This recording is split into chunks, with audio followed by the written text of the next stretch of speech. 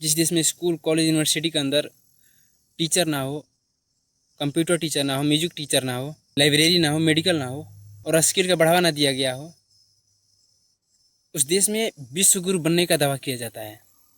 क्या मतलब बनता है ऐसे खोखलापन बयान देने का? ये देश किसान मजदूर और नौजवानों का है। और इस देश में अगर कोई खासकर कॉम्पिटेटिव एग्जाम के लड़कों और लड़कियों के लिए अगर कोई आवाज़ उठा रहा है, अगर लड़ाई लड़ रहा है, जेन्युइन तरीके से अगर कोई आवाज़ उठा रहा है, तो हमारे एसएससी के टीचर हैं जो स्पेशल मैथ पढ़ाते हैं, अभिनव सर हैं। बाकी सब सौफ की दुनिया मस्त मौला बने हुए हैं और उनके ऊपर बेबुनियादी तरीके से एफआईआर किया गया है।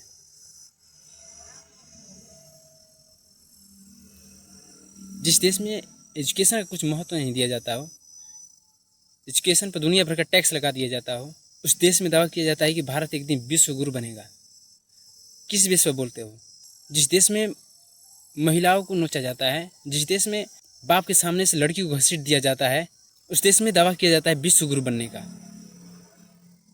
अरे थोड़ा सा भी अपने गिरबान में भी तो झांको यार,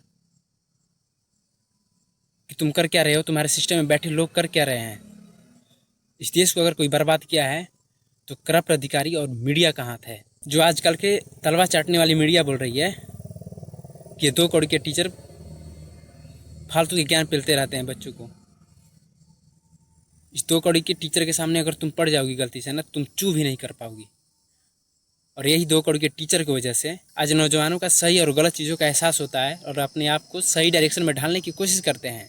यही 2 करोड़ टीचर ने कोरोना काल में नौजवानों का भविष्य संभालने की कोशिश किया, बेहतर बनाने की कोशिश किया। तुम्हारी औकात भी नहीं है कि तुम इनके सामने चू भी कर पाओगी। पहले अपने गिरबान में झांको कि तुम क्या कर रही हो।